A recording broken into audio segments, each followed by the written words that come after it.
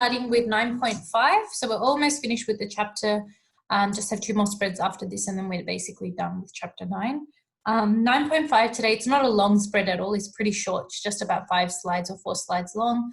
We're talking about development in infancy. So basically, how does an infant develop in all those areas of development that we talked about? So if you remember at the beginning of chapter 7, we looked at the types of development.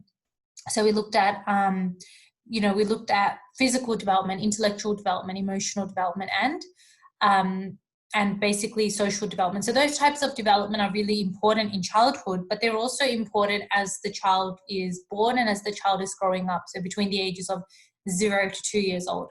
Okay, that's infancy. So essentially, that's what we're looking at today, how the infant shows development in all those areas of development from the ages of 0, so newborn, to the age of about 2. Okay, because after that, they're no longer considered an infant, they're considered a toddler, which is a different stage. So it's important to remember that when we discuss an infant's development, as I just said before, you need to explain how an infant develops in terms of P.I.E.S. So P.I.E.S is our memory tip that we use. So physical development, intellectual, emotional, and social. So that's essentially all we're going through today, okay, with 1 slide for each one. So the first one is physical development. So we have to remember that when a child is born, they're really going through physical development quite fast. In fact, it's the second fastest period of prenatal development, the fastest being while the child is still in the womb, developing rapidly over the period of 9 months, okay? But it is the second fastest period of physical development for the child that they're going to go through. And what that means is that over a very short period of time, they're growing extremely rapidly, okay? They're showing different things. They're able to crawl, then they're able to take tiny steps, then they're able to walk quite confidently. Okay, so essentially that is what the infancy stage is about. Now, throughout the ages of 0 to 2, the infant's weight is going to continue to increase, which means that they're going to get heavier, okay? Obviously, that comes as a result of them having access to nutritious foods, being breastfed or being given continuous supply of milk. Obviously, those things are going to lead to better nutrition and higher calorie intake for the child compared to when they were in the mother. So they are obviously going to be gaining weight, which is healthy and which is important. Okay, for this reason, regular weight checks are important to make sure that the child is not underweight or is not below the normal weight range for that particular age that they're in. And we know that obviously the weight range average for Australian children growing up in Australia is going to be different for compared to children growing up in other parts of the world. It is dependent on access to those safe and nutritious foods, access to healthcare, all that kind of stuff. Okay, so in the same way, BMI numbers can be different across different countries. The average weight range scales and charts for children and for infants are different as well. Again, it's obviously important that as a part of promoting proper physical development, we are ensuring that that child's immunizations are up to date. So a lot of the time, your parents, when you were born, they would have got like a little, they call them like a health book or a clinical health record. And essentially it's a little book that has like the date that you were given all your different immunizations. And so, once 2 years have passed from that or 1 year has passed, you have to go and get another immunization done. So these immunizations are important because they protect the child against diseases that are very common in infants, diseases like measles, rubella, whooping cough, all those kinds of diseases that are very common for infants to develop. We do want to make sure infants are immunized against those because infants' immune systems are still not fully developed. If they do catch something like measles or whooping cough or rubella, there is a very high risk that the infant may die as a result of that because their immune system just cannot handle that. Okay. Now, during infancy, we also need to remember that the proportions of the body start to change. Okay, so essentially when the baby was first born, when it assumed the head down position to come out of the mother during the fetal stage, essentially the head was the biggest part of the body, but now the rest of the infant's body starts to become proportionate to the head. Okay, so its legs start to form, the torso of the infant starts to form as well. All of those things basically start to form. And this actually follows a pattern of development, which we call the cephalocaudal pattern. Okay, I can't pronounce that word, but that's basically the type of development that we expect. Now, we're not going to expect you guys to know this because it is quite, it's kind of out of the realms of HHD, but it is important for you to understand that when the baby is born, as they're going through infancy, that the rest of their body will develop to match the size of their big head, in other words, okay? And obviously it's not just the body that changes, but also the different neural networks in the brain also start to become myelinated. Myelin is basically a fatty white substance that coats the axons of the child's neurons in the brain and allows the messages to be sent more rapidly and efficiently, which is why children also show a very rapid stage of learning when it comes to infancy. Okay, now their physical senses, so the child's ability to see is still quite blurry, okay? Their systems are still kind of getting refined and getting developed a little bit more. But the one way that the child will essentially be better at enabling these senses is by sleeping. So sleeping will allow for the regeneration of cells. It will allow for physical restoration. So if the child is tired as a result of crawling around all day, it can recover through the use of sleep or through sleeping. And the child's bones will continue to ossify. Now, ossify is a fancy word for strengthen and harden, okay? And the child's bones will become stronger as its skeleton continues to develop, okay? And the child is essentially able to start walking, usually by the end of 2 years of age, which again is evidence that the child's body and skeleton is now able to support the weight of the child. Okay, so that's essentially what we talk about when we talk about physical development. Okay, the next type of development we're looking at is intellectual development. So intellectual development is talking about how does the baby's ability to use its brain and use its mental processes actually change as a result of it growing from the ages of 0 to 2 years old. Okay, and we're really focusing on the brain here because a child's ability to use mental processes is dependent on the brain. So initially when the baby is born, it's going to use its senses of touch to basically understand its world around, the world around themselves. So the baby might touch the carpet to feel how soft it is, or, you know, if you put your finger in front of the baby, it'll grab onto that because it wants to see what that is. Okay, now this is essentially how the baby first begins to understand its world. Now, as the brain continues to develop, the baby will be able to show word-object association. So it observes, obviously, everyone around themselves, and it looks at, okay, what does mum say? When mum says no to one of the siblings, she shakes her head. And so eventually the baby will learn from that. And when the baby doesn't want to do something, the baby might shake its head and be like, no, no, like it might actually copy that behavior. And that is word object association, associating a word such as no with objects or with appearances, like shaking your head or frowning, for example, okay, or shaking your hand when you're saying bye. So all that kind of stuff is basically word object association, and it's evidence that the intellectual development is actually increasing in the child. It's able to make judgments based on what it observes in its world. Now, literacy skills also increase as the child starts to get to the stage of, observing people around them talking, usually in the first language, so whatever the native mother tongue is. And this essentially allows children to understand really simple things like where a sentence begins, where a sentence stops. Okay, that when the mother is speaking in a very loud, stern voice, it probably means that she's angry. Okay, all that kind of stuff is important. And a lot of parents do buy their children like little building blocks or little toys like reading books and all that kind of stuff, which again supports that intellectual development there. Now, at around 6 months of age, and if you've done psychology, you would already be familiar with this term of object permanence. So at about 6 months of age, the child would still not have understood this idea of object permanence. Object permanence is this idea that something still exists even when it cannot be seen. So essentially what that means is that if this child leaves the toy in the room and crawls out of the room, the toy is still there, present in the room. It's not like the toy has disappeared from existence, okay? The reason why peekaboo works so well with kids that are about 6 months of age is because of this idea of the fact that they haven't really understood object permanence. So when you play peekaboo with a child who's about 6 months or younger than 6 months, when you hide yourself with your hands, when you hide your eyes with your hands, the baby finds it so amusing because they actually think in their brains that you've disappeared. And then when you like show yourselves again to them, they're like, oh, wow, she just reappeared out of nowhere. It's like magic. So that's why they find it so amusing.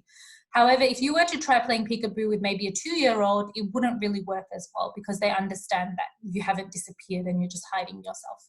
Okay? Language development is also rapid, and one of the main ideas of intellectual development is language development. Usually if a child is not able to even make little baby sounds or, you know, little words like goo or ga or ba or be or whatever, by the end of 2 years old, it is a bit of a concerning sign that that child may be intellectually delayed or may be having an underlying learning disorder or intellectual disability. So language development is important, and it's an important indicator of the child's overall intellectual development. Okay, so that's essentially intellectual development. Remembering intellectual development is all about the brain, okay, and how the child uses that brain function to essentially learn and to essentially get better knowledge about their world. The next type of area of development we're looking at is actually called social development. Sorry, have I skipped on? Yeah, it's actually called emotional development. So emotional development is all to do with how the baby feels, okay? So essentially, how does the baby feel? How does the baby show particular emotions or understand emotions in others? So when we are talking about the idea of emotions, we have to remember that emotions are the main way in which we understand what a child wants. So when a child is first born, they don't really have an idea of how to speak, okay? They can't speak, they can't say, Mom, I'm upset, or Mom, I'm hungry. All they can do is really cry, okay, or show distress. So in order for them to show what they want, they have to either be upset, or they have to be angry, or they have to be crying, okay? And essentially that's what emotional development is about. Emotional development is this idea that we have to be able to respond to how the child shows those emotional cues. Now, emotional attachment, again, this is connected to psychology. If you've done Unit 1, emotional attachment is basically formed with your caregivers. So when the parent responds to the child's emotional cues, you know, comes up to the child when they're crying, sees what they need, attends to them, this actually helps to build trust. And it helps the infant to feel that they're in a place where they are secure, they are safe, and they are loved. Okay, so emotional development is very important. And one of the main indicators or influences of emotional attachment is, one of the main influences of emotional development is this idea of attachment, how attached the parent is to the child. Okay, so some children get extremely attached to their parents, even like as they get really old, like 4 or 5 years old. That's not really normal. But if you're really attached to your parent between the ages of 9 to 18 months, so still within the period of infancy, that's normal. And that's what we call a separation anxiety.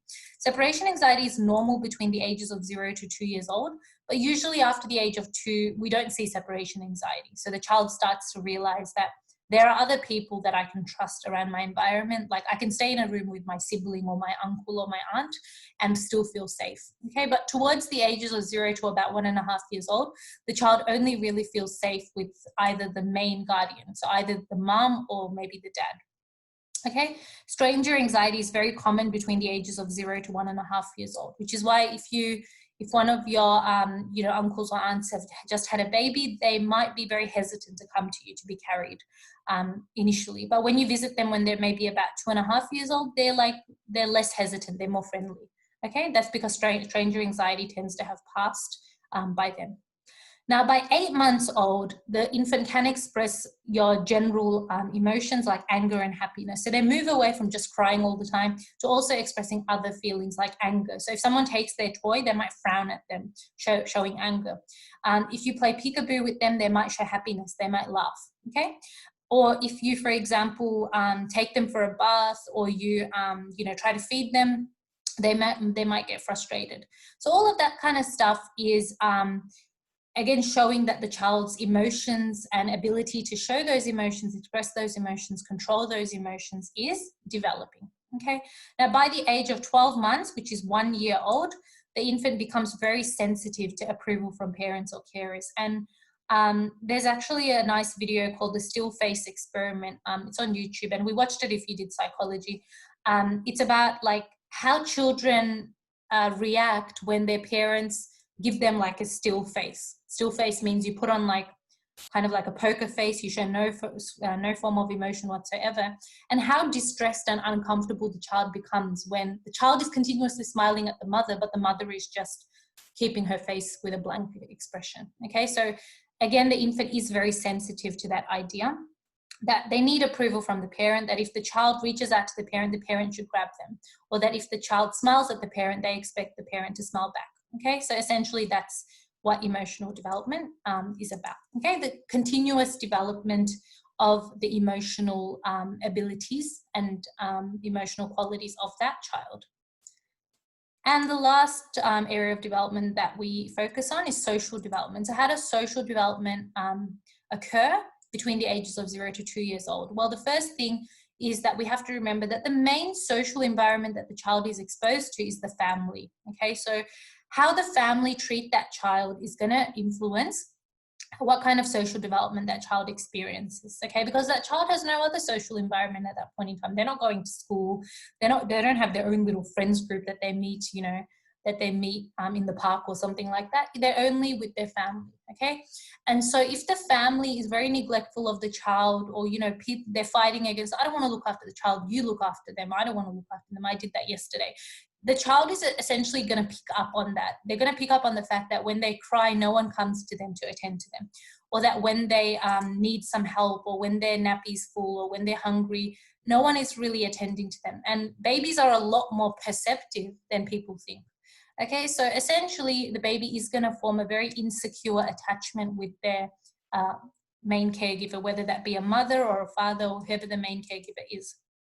Okay, and essentially a lot of the time the infant will learn social skills from simply observing. So a lot of the time, especially back in the early days of child psychology, people didn't actually understand. People thought babies were just dumb, that they would just sit in their little high chairs in the kitchen, just staring into space, just acting dumb, that they wouldn't actually pick up on what was happening around them. But we know now that babies actually learn a lot from observing what other people do. So they learn that, for example, as I said before, when the father speaks loudly, it means that he's probably angry, or it means that he's trying to make a point. Okay, the baby learns that when the siblings frown, that they're not happy with something that's happening. Okay, so essentially a lot of the social skills that babies learn is from watching what the family around them does. Okay, now a very important thing that influences both our social development as well as emotional development is this idea of breastfeeding, as well as having like cuddles with the child, constantly cuddling the child, giving them a hug. The physical closeness is very important because it actually leads to the release of a hormone called oxytocin. And oxytocin is actually called the cuddle hormone, because when any human cuddles another person or hugs someone, you feel a sense of physical closeness. And this hormone has now been found to be very important for reducing stress and for relieving anxiety. Okay, and it's probably why all these things like weighted blankets and things are very famous now. Okay, because those weighted blankets actually make it feel like, you know, you are that you are kind of hugging someone, or that you are very physically close. So that is basically what oxytocin is about. And breastfeeding is important for both social and emotional attachment. Okay, it's not just about nutrition or making sure the child has that breast milk. It's actually an experience for the child. Now, in terms of social development, or how the child socially interacts with others, normally infants begin to smile at about 6 weeks. Okay, before that they don't really smile, they just kind of sit there with a blank expression. After about 6 months, the child will begin to recognize the facial expressions of others. So if you smile at the child, they'll understand that, they might smile back. If you frown at the child, if the child was originally smiling, when they see your frown, they might stop smiling. Okay. Now, as infants develop and as their motor skills improve, play is a very important part of their interaction and their social development. So they'll begin to play. If you visit the house of where an infant is, they might start to give you a toy. They might give you a toy and ask you to hold it or hang on to it. Okay, so they learn to interact, and they learn to understand that they can play with not only their siblings and their mum and dad, but if their aunt or uncle or cousin comes over, they can play with them as well, and they can include them in whatever they're doing. Okay, and they start to become responsive to other people rather than just the family. Okay, so essentially that is an example of healthy social development that we see in infants. Okay, not just restricting it to family, but as you get older, as you reach the end of infancy, which is about the end of 2 years, you start to widen your social circle and include people other than just immediate family. You start to be friendly with those people as well. So if you're in the supermarket or if you're in the park and you see a complete stranger, the baby might smile at the stranger. The baby might say something to the stranger. Okay, so that's what social development is, and that's what the healthy progression of social development for an infant looks like. Okay, so that's the end of 9.5 for today. Now, your questions that you need to do, I'll just write them on this slide. They are under the course outline as well. And I will just mention something about the reports before you guys go. So 9.5, so we've got questions 1, 2, 3. Okay, so just do 9.5 questions 1 to 3 and please submit that under the 2 work.